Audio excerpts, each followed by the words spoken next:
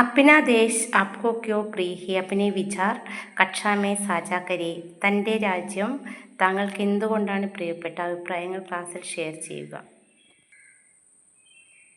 मेरे लिए अपना देश इसलिए बहुत प्रिय है कि यह मेरी मातृभूमि है. मेरा जन्म यहाँ हुआ है. यहाँ अनेकता में एकता है. कई धर्म के लोग यहाँ रहते हैं. यहाँ जनतंत्र का बोलबाला है. यहाँ का मौसम बहुत सुहाना है. यहाँ की संस्कृति अनुपम है. यहाँ सत्य और अहिंसा को महत्व दिया जाता है. यह एक सुंदर देश है. कई भाषाएं बोली जाती है. मुझे यह देश जान से भी प्यारा है.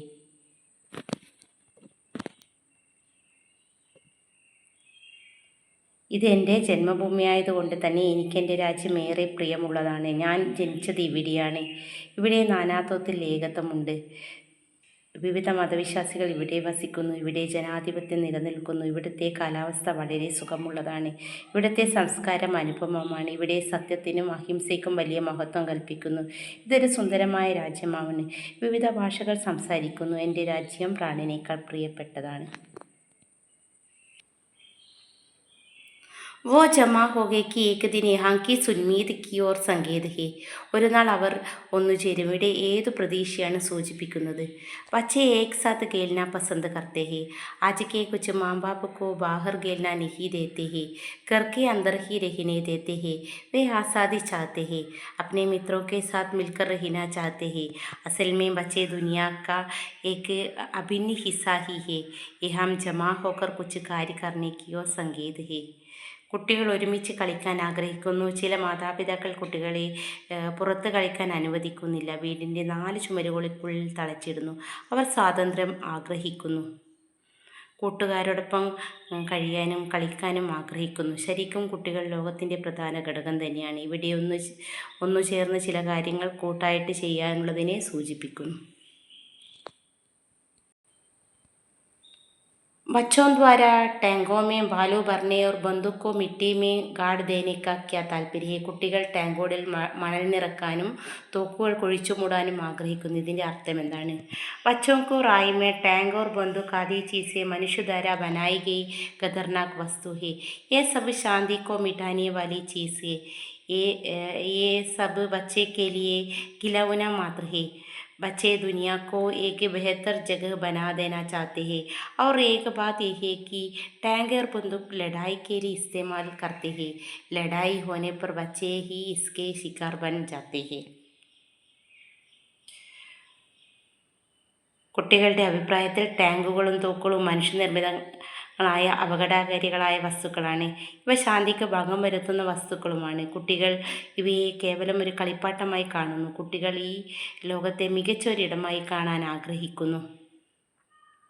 മറ്റൊരു കാര്യം, ടാങ്കുകളും തോക്കുകളും യുദ്ധത്തിനായിട്ടാണ് ഉപയോഗിക്കുന്നത്. യുദ്ധം വരുമ്പോൾ അനേകം കുട്ടികൾ ഇരയായി മാറാറുണ്ട്.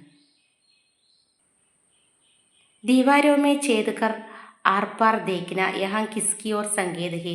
ചുമരുകളിൽ സുഷിരങ്ങൾ ഉണ്ടാക്കി അപ്പുറം കാണുക. ഇവിടെ എന്താണ് ഉദ്ദേശിക്കുന്നത്? ആം തൗർ पर दीवार विभाजन और बाधा का प्रतीक है. ऐसे दीवारों में छेद बनाने का मतलब है विभाजन और बाधा को एक हद तक हटाना. छेद बनाकर उस पार की ओर देखने का मतलब वहाँ की हालत की ओर ध्यान देना. इस कविता के अनुसार बच्चे इस प्रकार के विभाजन और बाधा को तोड़ देना चाहते हैं. ഏകത ചാഹത്തെ ഹേ. സാധാരണയായി ചുമരുകൾ വിഭജനത്തിൻ്റെയും തടസ്സത്തിൻ്റെയും പ്രതീകങ്ങളാണ്.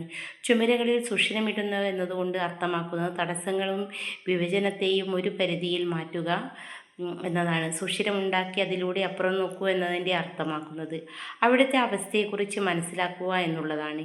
ഈ കവിതയിൽ കുട്ടികൾ ഇത്തരം വിഭജനത്തെയും തടസ്സങ്ങളെയും ഇല്ലാതാക്കാൻ ആഗ്രഹിക്കുന്നു. അവർ ഐക്യമാണ് ആഗ്രഹിക്കുന്നത്.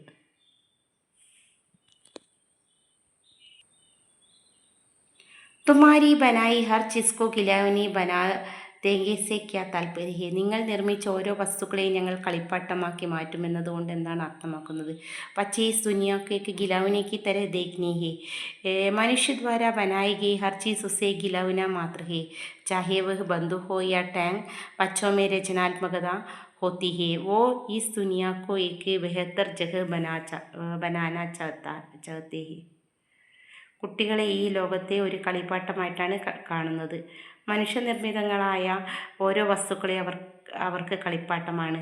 അത് ടാങ്കായാലും ശരി, തോക്കായാലും ശരി. കുട്ടികളിൽ സർഗാത്മകത ഉണ്ട്.